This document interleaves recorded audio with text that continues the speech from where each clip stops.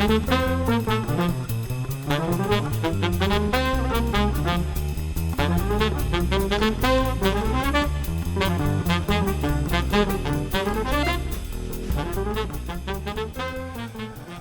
to another edition of the Business Brains and the Bottom Line podcast. My name is Paul Delegro, your host, and my guest today is Jodie Lamb. She is a structured settlement expert. Welcome to the show, Jodie. Thanks for having me, Paul. And you're a fellow Texan now, too, from what I understand. I am. I moved to Texas 2.5 years ago now. Smart move. I knew there was a reason why I liked you. Well, I have enjoyed the triple-digit weather you guys have been having here. Yeah, I know. We've been having this summer. It reminds me of my time in Arizona. Yeah, there's definitely trade-offs, right? It's a great place to live, but the summers can be a little bit much. But I don't mind the heat. I like it hot. Yeah, there you go. So, Jodie, when I have someone on like you that's kind of a specialist in a certain field, I like to get some definitions out there. So what is a structured settlement? Let's kind of throw that out there right now, and then we can expand from there. That's a great question. And most people will never be asked that question or have a conversation about that. But if someone is involved in a personal injury case, they're going to negotiate a settlement. And when they do that, they have the typical settlement that would involve a cash settlement. A structured settlement, by alternative, is a way to settle their claim for cash and future payments. So a structured settlement involves payments over time that are customized and determined at the time of settlement. Okay, so that makes sense. But what are the advantages and disadvantages of a structured settlement? Like if I get hit by a car and I want $10 million, why would I not want the $10 million up front? I mean, do you like paying taxes? No. Okay, that's a first great conversation to start with. Okay. So a structured settlement is a condition of your settlement. Your personal injury settlement is already going to be tax-free. So you're going to get your $10 million. You're not going to have to pay taxes on it. But when you get that money, now you want to invest it. You want to hold on to it. You want to preserve it. Any growth from that is going to be taxable. Okay. Unless you put that growth or you put that portion of that settlement into a structured settlement where we're going to invest it over time, pay it out at dates and durations that you choose at the time of settlement, and invest those payments with no tax ever on interest, dividends, and capital gains. Another reason to structure a settlement might be for a minor child. A child can't receive their settlement funds until they reach age of majority, and the courts want to make sure that the money is going to be protected for the child until they reach 18 or whatever state that they're in where the age of majority is. In those type of cases, their options could include putting it into a block savings account. They can put it into the registry of the court, or they can structure the money. The structured settlement provides that guaranteed tax-free future payment and will be there to meet future needs. So we can customize payments to meet college planning or lump sum payment at milestone ages. So they could use the money to buy a car, go to college, get married, down payment on a home, whatever they want. There's no requirement for how the money is used. Now, for an adult, you don't necessarily need to lock it up until you reach a certain age unless you're particularly looking for a retirement goal or a specific need. And that's where a structure is really great because if, let's say, you want to supplement your retirement income, or you might have a lifetime of future medical needs or reduced earning capacity where you can't work, a structured settlement provides you that peace of mind to know that you can't outlive your settlement because we can guarantee payments for as long as you live. So it really comes down to any individual's particular needs and how we can customize a plan to address those going forward. So I read a little bit about you before the show. So if I understand this correctly, you actually were in an accident many, many years ago and you had a settlement which kind of got you interested in your career. Is that correct? Am I understanding that correctly? We're going to chalk that up to a lesson learned. Yes, I was a freshman in college. Okay. And minding my business, just driving to school one day, and someone ran a red light. And they T-boned me, spun me around, hit a parked car, landed into a telephone pole. carried off in an ambulance. It was scary. I didn't know what was going on. I didn't know what the process was. I was young and naive, and I didn't know any better. So when the insurance company said, here's some money and, have a great life, that was a lot of money for me back then. Yeah. We didn't talk about structured settlements because I promise you, it was not even close enough money to be able to structure. Unbeknownst to me, I had a lot of problems. I did go to the doctor, and the doctor said, yeah, that numbness that you have in your back, that's normal. There's nothing we can do about it, and you'll be fine. I didn't know any better. And so I took the money, I settled the claim, and within 2 years, I was having my first back surgery. And then... And how old are you at this point? Oh, gosh, you're going to make me do the math. My first surgery was in 2001. Okay. My second surgery was in 2012. And then in 2021, I had 2 more surgeries. So you've had 4 back surgeries, kind of all related to this accident. Absolutely. Kind of, yeah. Yeah. I mean, yeah. I mean, life, we're getting older, that's going to happen. But, one of the things that when you damage your discs in the spine, the other ones take on additional work. They have to work harder. They have to adjust. And so for me, it meant, the surrounding or the discs above where I was having injury and pain needed to take on that extra load. So my first surgery was an L5S1 laminectomy and discectomy. And back then I'm a graduate of that surgery too. I had a, partial disc removal L5S1 too. So I know what you're going through on that one. Yeah. And you know what? It was amazing. I was really impressed with how quickly that relief came. I was lucky. I didn't need any fusions. I didn't need any hardware. And I bounced back really quick. I was right out of college, and it really was fortunate that I was able to recover so quickly. And I went from not being able to stand upright. I was literally walking bent over, to feeling instantly much better. But those symptoms came back within 12 years, and had the same conversation with my doctors then, and they recommended the L4, L5 laminectomy and discectomy. And so I've had chronic back issues for over 30 years at this point. It has been, well, not quite, but, it's been a challenge. And so for me personally, that perspective of, recognizing that when we're involved in an accident, we don't really know what the process is. We don't know what the future is going to be. There's a lot of uncertainty that comes with that. And there's a lot of professionals out there that can help you navigate your claim and navigate a settlement that will meet those future needs. And we're just one of those tools for people to reach out to. And when they are negotiating their settlement, we explain what those options are so that they can make an educated decision as to what is best for them and their future going forward.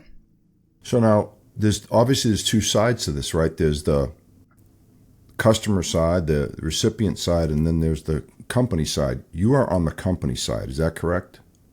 You work for insurance? I actually help both people. Do you? Yeah, I'm a neutral party to the settlement negotiations. We can be called in from the insurance company, or we can be called in from the attorney or the injured party themselves directly. We help facilitate a settlement. We help bridge gaps between demands and offers. And we help maximize settlement opportunities, because there are examples where, the insurance company may not have enough money to fully make someone whole, to pay for all the bills, or to really compensate them fully. And in those situations, they're limited by the caps of the policy. So a structured settlement can offer additional money paid over time with income tax-free growth that isn't available in traditional retail investment options. So that was actually going to be one of my questions. There are some advantages to the company for paying this out over time, right? Instead of coming up and paying the money a lump sum today, they can spread that out, which gives them time. Yes, absolutely. For example, when there are limits at play, they may have known future medical expenses instead of, the future costs being paid. They can pay the present value of those future expenses that are expected. or the lifetime of income that may be needed as compensation for reduced earning capacity. That increases the amount of cash that they can offer for the other components of the claim. And so it just is another tool to help a needs-based negotiation. So an insurance company knows that there's going to be future medical or lost income. They can offer those compensation opportunities in their negotiations and give the plaintiff or the injured party the right to evaluate if that's in their best interest. And if so, it can be a negotiated term of settlement. So I got a question for you. You know, your example is kind of probably pretty common where, you know, you settle a claim and then you realize you've got more problems after the fact. You can't go back, right? You can't have a redo, or can you? Well, ideally, we say a structured settlement is a once-in-a-lifetime opportunity because of the unique tax-free advantage of a structured settlement for personal injury cases or tax-deferred benefits for a non-personal injury settlement. Those only exist at the time of settlement. So once the claim has already settled, it's too late. So when I say once in a lifetime, we don't want to be involved in an accident in the first place, let alone to be involved more than once, where you have that conversation again. So the opportunity only exists at time of settlement, because once you have received your settlement funds, the IRS says you now have constructive receipt of the settlement, and all future investments are going to be subject to taxes. Yeah. So I think the tax thing is a real big benefit here. I'm thinking, you know, as if, you know, because if you get like a $10 million settlement, I mean, what type of tax rate do you pay on that? You got to pay your attorney a third, probably. Right. So it depends on your the type of case that you have. There's some type of litigation claims that Jodie are not involving personal injury that are going to have potential taxable implications. Now, I'm not a tax attorney. I'm not a CPA, so we defer to your professionals on that matter. But if your claim involves a personal injury claim, it could be a wrongful death. It could be a car accident, a dog bite claim. You're hurt at the job. Those type of cases are tax-free. So the payments that you receive as a result of that settlement, both at time of settlement and future payments, are tax-free. So the opportunity is significant. I ran a quote this morning for a 2-year-old. Money doubles, tax-free, and it's guaranteed. For when we put it into market-based blended options, we have significant growth, because now you've got compounding growth with no tax ever on interest, dividends, and capital gains. When stretched out with duration and deferrals, I had one quote that we illustrated $5 million of a settlement, and it was projecting over $150 million. Wow. Now, over how many years, though? That one had a significant deferral, and it was targeting retirement income, but it was a small portion of a very large claim. So when they were negotiating, it was a consideration that, you know, if you carve out a small fraction of your total settlement, look at the implications that this could mean for you in the future. And, you know, they did structure. They didn't choose that particular plan, but they customized a plan that they did need, and one that met their needs. Yeah. You know, you hear these, you know, it's kind of like future proofing against going broke, right? I mean, you hear these people that win the lottery that, I forget what the percentage are, pretty high percentage of the people that win these mega millions that go broke within 5 years. I don't know how that's physically possible to do that, but I guess the statistics will show you that is the case. And you'll see it in personal injury settlements as well. Within 80% of the cases that settle are completely dissipated within 5 years. And of those, 20% are gone within the first 3 months. You know, think about it. It's not much. No, it's not much different. I mean, think about the professional athletes out there. They're getting major signing bonuses. They're getting major income, and they have no lack of opportunity for professional guidance and investment managers to help them preserve that money. But they've never had that money before. That doesn't come with experience to know how to manage and to preserve that money and still be able to live a lifestyle that's comfortable. But often I find that people use money to try to right the wrongs of their past and try to do good to help others. And it's so easy to spend. It's so easy to watch it dissipate. Yeah. And I'm assuming that when word gets out that you got all this money, all your friends and family come out of the woodwork. I think that's where a lot of professional athletes get in trouble is they've got their entourages and all these people that just hanging around them because they got the money, and then they spend all their money and these guys leave them, right? It's it's unfortunate. And now imagine you're involved in an accident where you've got a lifetime of medical expenses, and you're not able to return to work, and you may have future surgeries, and you have equipment that needs to be purchased over the years. If you dissipate your settlement that quickly and it's not there for the future, that transfers onto government benefits. That transfers onto additional, additional expenses that the settlement was intended to cover for. That's one way that the structured settlement helps preserve the settlement for years to come, safeguard that money, and help people, be able to live lives of financial security and independence, knowing that their settlement is going to be there for as long as they live, or however long that they choose to receive those payments. Yeah. What would you say is the percentage of settlements that are structured? Like of every 100 that are, settled, how many would be structured, would you say? I can't give you the statistics, Paul, because quite frankly, I only know of the cases that we handle. Yeah. So, it really depends on the type of case. Minor children, very high percentage of it will structure because that makes sense though. Right. The options, the alternatives to a structured settlement, you can't hold a candle to it. A structured settlement with the guaranteed tax-free future payments that are customized without ongoing costs, without early withdrawal penalties. We don't have to comply with 72U. We can defer payments without penalty. We can issue payments for 59.5. We have a much more fluid and flexible way to customize these settlements to meet needs that don't exist in the traditional retail investment space. So, for adults, it's a little bit harder. I tell you what, the hardest age group to get a positive, successful structured settlement on are the ones that are like 18, 19, 20. Oh, yeah. They just reached that age.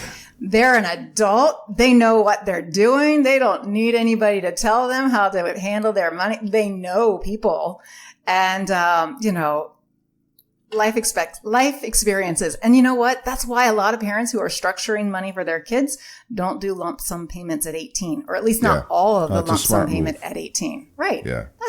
That's a really big opportunity to make a couple bad decisions and it's gone. Yeah. It's like stretching it out over time. Then they can It's like giving a loaded gun to somebody. I mean, it's an accident waiting to happen, but you're right. What's that? A brain isn't fully developed till you're 25 years old, and even then, I'm not sure it is because hey, we were young ones too, Jodie. Again, that's a situation where you're protecting someone from themselves, right? And even after we turn 25, we're still learning. Look, I'm well past that myself, and I'm still learning myself. Life lessons are one of those things you have to experience. Ongoing. Right. Always learning. Right. I'm a little bit older than you, I think, so and I'm still learning. Well, you know what? I think life's going to be boring if we stop trying. Yeah. And when we lean into that growth and those opportunities to try new things and to fail, that's when we, experience those lessons and that learning opportunity. So a question for you, it sounds like this is a win-win for everybody, right? For the insurance companies and for the end users. What do the insurance companies prefer? What's their preferred model of paying claims? Do they care, or do they like the structured settlement piece? A lot of insurance companies get a bad rap. I've worked with many over the years and they truly don't have a preference. They're not getting a kickback or they're not making any financial gain if they utilize a structure. I think one of a common misperception is, if they're offering a structure, they're trying to cut them out of a settlement. And in my experience, when a structure is offered, they're trying to offer facilitative needs-based negotiation. They're trying to acknowledge, look, we know that this person's not going to be able to work or they have future medical expenses. This is an option that isn't available after they settle. It's above and beyond for the insurance company to do this. It's extra paperwork. I'm not going to say that it's as easy as a cash settlement. So it really comes down to, making opportunities that wouldn't otherwise be available, because insurance companies look at injured parties as a potential client, as potential customers. Sure. So, Yeah. I get everyone's going to have their interpretation, and negotiation is when both parties come to the table and they both feel like they left something at the table that they didn't get what they want. That's negotiations. Everyone walks away a little bit unhappy, but a little bit hurt. Yeah, that's just life, I guess. Yeah. So, Jodie, how long have you been doing this? I've been in claims or in the insurance industry for over 25 years now.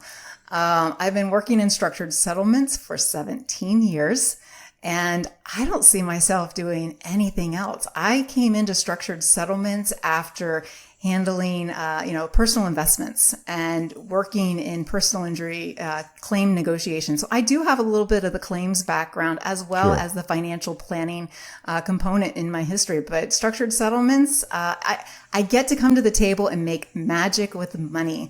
We get to help enhance a settlement that, isn't available otherwise. And, I have a lot of peace of mind that I get knowing that I'm helping people in their future, years after their settlement, support that I didn't have myself.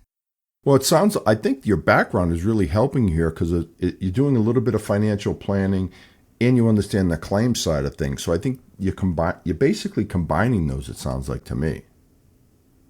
And I have the experience of knowing what it's like to be in a claim. Yeah. And I'm a mom. Yeah. And, look, I'm like you. We go to work every single day. We worry about how we're going to put our kids through college and what retirement's going to look like. So, I have those same thoughts. So I put myself in the shoes of the injured party when I'm running proposals and examples of how money could work. Are they thinking about their kids' college plans or their own retirement plans? So I have the ability to kind of change the hat and just kind of step in the shoes of whomever is making the offer, whoever is considering the benefits. What is going to be attractive, what makes sense, and how can we add extra value to that settlement for the negotiation purposes. Yeah, nice. Like I said, in any negotiation, I've been in sales for a long time, and I've always felt like it's got to be a win-win for everybody. I know it's a cliche, but really, I represent a company. Our company's got to be happy. The end user has to be happy, and it's no different in your industry, I would assume. It's people got to walk away from the table feeling like, okay, I've got a fair deal. Absolutely. I mean, a structured settlement is not a unilateral term. One person isn't telling the other side, you need to structure, because it has to be agreed upon by both sides. If you recall, this is a condition of the settlement. So it's actually written into the release agreement that you're going to be getting future payments. You know exactly what you're going to get and when it's going to be paid. Both parties have to agree to that. So it really is a compromised agreement where it's a negotiated term, and, parties are working together to find that solution to get that claim settled. Yeah. So if someone, and you see some of the commercials on TV, right, promoting these types of things, but if someone is in a claim situation, what would you recommend they do to start? How far back are we going to go? Are we going to go back from the day of the accident? No, we don't. Obviously. Don't get in the accident. That's where we start. Okay. But, it's like, say, I'm in an accident. I've got some damage. I know I need to file a claim. What do you do at this point? Who do you contact, and where do you go from there? Sure. So once you've filed a claim, your focus is on getting better. The insurance companies don't pay your settlement. You don't pay your bills until you're ready, until you're better, until you've reached maximum improvement, or until, it's identified that, there's a policy limits issue, and they're just going to give you all the money that they can because they know that your policy or your claim is going to be in excess of that policy value. Right. As you're working on getting better, you may or may not have an attorney. If you don't have an attorney, you're working directly with the claims adjuster. And if you do have an attorney, your attorney's stepping in and having those conversations with the insurance company. When it comes time to negotiate or discuss the settlement of your claim, and you want this opportunity to at least look, this is a once in a life opportunity. I want the information. Look, a structured settlement isn't an obligation when you're looking at it. It doesn't cost anything to anybody to recruit our services at any point. That's great. We don't have a cost to the insurance company or the injured party or the attorneys. We come in, educate, give people options, talk to them, answer their questions, and provide illustrations so they can have a customized payout that might meet their needs or their goals or their wishes, and let them decide if it's in their best interest. Because look, this is probably one of the biggest financial decisions of their life. Buying a home, buying a car. I've seen settlements well in excess of those values. This is a substantial financial decision. And when you're making that decision, why not make it with information and coming into a decision based on the facts and know what your options are so you can choose what's best for you. Yeah, no, that's great advice, by the way. Just surround yourself with good people that have your best interest at heart and look at all your options. Right. Even for the super wealthy, look, how many tax-free investment options are out there? Yeah. I've dealt with a couple professional athletes in my career, and, they make income that just maximizes their marginal tax rate. The opportunity for guaranteed tax-free growth, or even market-based growth that has no tax on interest, dividends, and capital gains, you can't duplicate it. No. And so this opportunity to structure existing only at the time of settlement, it's worth the conversation to evaluate what it is, how it can help you, and if it makes sense for you. Not every case is going to make sense, but as long as people are given that choice, I consider it a win. Yeah, absolutely. Well, I think we've covered pretty much everything. Not everything. We can't cover everything, but I think we've given the people out there a good overview of what a structured settlement is and the benefits of it. So I think it was great. I learned a few things today. Hopefully, I don't ever need your services. That's my goal. But if I do, I know where I'm going, Jodie. I'm coming right to you. You nailed it. Right. Right. Absolutely. Ideally, you'll never need to call me. But if you are involved in an accident, absolutely give us a call. We'll talk about if it makes sense, what a structure is again, how it can benefit you. And then you make the decision. You're not under any obligation. Yeah. It doesn't cost anything. And I want to help. Yeah. So if someone did want to get in touch with you, how would they do that, Jodie? Well, right now, my LinkedIn is the best way to reach me. That is just Jodie Lamb, Jodie, and Lamb, Lamb. My office number is 480-253-3761. All right. Well, I think all the folks out there have enough information to be dangerous, and I think, hopefully they learned a lot. This was a fun conversation. Like I said, I hope I never need you, Jodie, but, we're going to have to plan a happy hour here in Dallas with our crew, so we're looking forward to that. Absolutely. Count me in. All right. Sounds good. Well, on that note, that'll be a wrap for Business Brains and the Bottom Line. Jodie, really enjoyed having you on the show, and until next time. Fantastic. Thank you.